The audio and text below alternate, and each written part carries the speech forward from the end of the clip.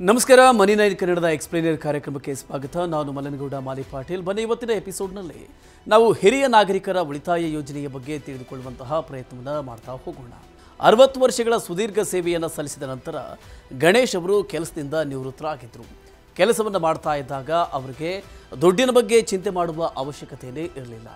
ಕೆಲಸದಿಂದ ಬರ್ತಾ ಇದ್ದಂಥ ಆದಾಯ ನಿಂತು ಹೋಗಿರೋದ್ರಿಂದ ಅವರಿಗೆ ತಮ್ಮ ನಿವೃತ್ತಿಯ ಹಣವನ್ನು ಒಂದು ಸುರಕ್ಷಿತವಾದ ಹಾಗೂ ನಿಗದಿತ ಪ್ರತಿಫಲವನ್ನು ಕೊಡುವಂತಹ ಸ್ಥಳದಲ್ಲಿ ಹೂಡಿಕೆಯನ್ನು ಮಾಡಬೇಕು ಎಂಬ ಆಸೆಯನ್ನು ಇಟ್ಕೊಂಡಿದ್ದಾರೆ. ಗಣೇಶ್ ರವರಂತಹ ಹಿರಿಯ ನಾಗರಿಕರಿಗೆ ಅಂತಹ ಹೂಡಿಕೆಯ ಅವಕಾಶಗಳು ಸಿಗೋದು ಬಹಳ ಕಷ್ಟ. ಪ್ರಧಾನಮಂತ್ರಿಗಳ ವಯೋವಂದನಾ ಯೋಜನೆ 2023 ಮಾರ್ಚ್ 31ರಂದು ಕೊನೆಗೊಳ್ತು. ನೀವು ಸಹ ಗಣೇಶ್ ಅವರಂತೆಯೇ ಹಿರಿಯ ನಾಗರಿಕರಾಗಿದ್ದರೆ ನಿಮಗೆ ಸಹಾಯಕವಾಗಬಲ್ಲ ಒಂದು ಯೋಜನೆ ಇದೆ.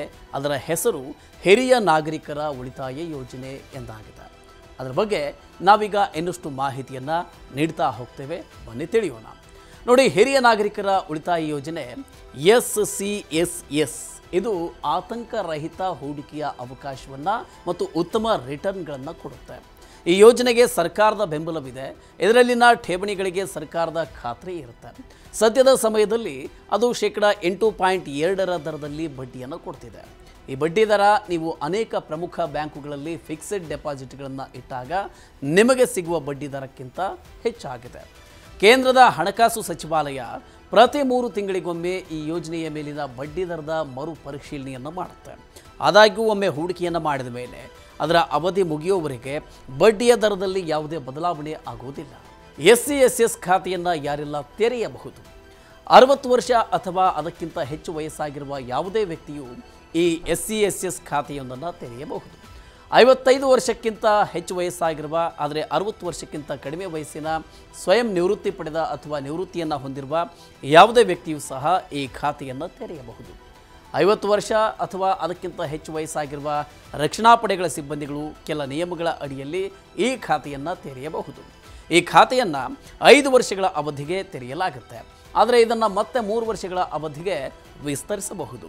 ನೀವೇನಾದರೂ 5 ವರ್ಷಗಳ ಅವಧಿಗೆ ಮುಂಚೆ ಹಣವನ್ನು ಹಿಂಪಡೆದರೆ ದಂಡವನ್ನು ವಿಧಿಸಲಾಗುತ್ತೆ. ಇನ್ನು ನೀವು ಎಷ್ಟು ಹಣವನ್ನು ಹೂಡಿಕೆ ಮಾಡೋದಕ್ಕೆ ಅವಕಾಶವಿದೆ ಅಥವಾ ನೀವು ಎಷ್ಟು ಹಣವನ್ನು ಹೂಡಿಕೆ ಮಾಡಬಹುದು? ನೋಡಿ, 2023-24 ಹಣಕಾಸು ವರ್ಷದ ಬಜೆಟ್ನಲ್ಲಿ ಈ ಹಿರಿಯ ನಾಗರಿಕರ ಉಳಿತಾಯ ಯೋಜನೆಯಲ್ಲಿನ ಹೂಡಿಕೆಯ ಮಿತಿಯನ್ನು 15 ಲಕ್ಷದಿಂದ 30 ಲಕ್ಷಕ್ಕೆ ಏರಿಸಲಾಗಿತ್ತು. ಇದರಲ್ಲಿ ನೀವು ಕನಿಷ್ಠ ₹1,000 ಹೂಡಿಕೆ ಮಾಡಬಹುದು. ಇತ್ತೀಚಿನ ಕೆಲ ಬದಲಾವಣೆಗಳ ಕಾರಣದಿಂದ 2023-24 ಹಣಕಾಸು ವರ್ಷದ ಮೊದಲಾರ್ಧದಲ್ಲಿ ಈ ಯೋಜನೆ ಸರ್ಕಾರದ ಬೊಕ್ಕಸಕ್ಕೆ 1 ಲಕ್ಷ ಕೋಟಿಗೂ ಹೆಚ್ಚಿನ ಕೊಡುಗೆಯನ್ನು ನೀಡಿತ್ತು ಎಂದು ವರದಿಗಳು ಹೇಳಿವೆ. ಈ ಮೊತ್ತ 2022-23 ಹಣಕಾಸು ವರ್ಷದಲ್ಲಿ ಸಂಗ್ರಹ ಆಗಿದ್ದಂತಹ 40,000 ಕೋಟಿಗೆ ಹೋಲಿಸಿದರೆ 2.5 ಪಟ್ಟಿಗೂ ಹೆಚ್ಚಿನ ಮೊತ್ತ ಆಗಿದೆ. ಈ ಯೋಜನೆಯಲ್ಲಿ ಬಡ್ಡಿಯನ್ನು 3 ತಿಂಗಳಿಗೊಮ್ಮೆ ನೀಡಲಾಗುತ್ತೆ. ಉದಾಹರಣೆಗೆ ಗಣೇಶ್ ಅವರು ಇದರಲ್ಲಿ 3 ಲಕ್ಷದ ಹೂಡಿಕೆಯನ್ನು ಮಾಡಿದರೆ ಅವರು ಅದರ ಮೇಲೆ -8.2% ದರದಲ್ಲಿ ಅಂದರೆ ಪ್ರತಿ 3 ತಿಂಗಳಿಗೊಮ್ಮೆ ₹61,500 ಅಥವಾ ವರ್ಷಕ್ಕೆ ₹2,46,000 ಬಡ್ಡಿಯನ್ನು ಗಳಿಸ್ತಾರೆ. ವರ್ಷಕ್ಕೆ 50,000ಕ್ಕೂ ಹೆಚ್ಚಿನ ಬಡ್ಡಿ ಆದಾಯವನ್ನು ಗಳಿಸುವ ಹಿರಿಯ ನಾಗರಿಕರ ಉಳಿತಾಯ ಯೋಜನೆ ಖಾತೆಗಳಿಗೆ ಮೂಲದಲ್ಲಿ ಕಡಿತಗೊಳ್ಳುವ ತೆರಿಗೆ ಅಂದರೆ TDS ಅನ್ವಯ ಆಗುತ್ತೆ. ಒಂದು ವೇಳೆ ಬಡ್ಡಿಯ ಆದಾಯ ಈ ಮಿತಿಯನ್ನು ಮೀರಿದರೆ ಆಗ ನೀವು ತೆರಿಗೆಯನ್ನು ಕಟ್ಟಬೇಕಾಗತ್ತೆ. ಆದಾಗ್ಯೂ ಇದನ್ನು ಬಿಟ್ಟರೆ ಬೇರೆ ಯಾವುದೇ ಆದಾಯ ಇರದ ಹಿರಿಯ ನಾಗರಿಕರು ತಾವು ಕಟ್ಟಿರುವ ತೆರಿಗೆಯನ್ನು ಹಿಂಪಡೆಯಬಹುದು. ಆದರೂ ಇದರ ಮೂಲ ವಿನಾಯಿತಿಯ ಮಿತಿ 3 ಲಕ್ಷ ಆಗಿರುತ್ತೆ. ಇನ್ನು ಗಣೇಶ್ ಅವರಂತೆಯೇ ನೀವು ಸಹ ಯಾವುದೇ ಅಪಾಯವಿಲ್ಲದ ಸುರಕ್ಷಿತ ರಿಟರ್ನನ್ನು ಪಡೆಯೋದಕ್ಕೆ ಬಯಸಿದರೆ ಹಿರಿಯ ನಾಗರಿಕರ ಉಳಿತಾಯ ಯೋಜನೆ ಒಂದು ಉತ್ತಮವಾದ ಆಯ್ಕೆಯಾಗಿದೆ. ನೀವು ಈ ಖಾತೆಯನ್ನು ಬ್ಯಾಂಕ್ ಅಥವಾ ಅಂಚೆ ಕಚೇರಿಯಲ್ಲಿ ತೆರೆಯಬಹುದು.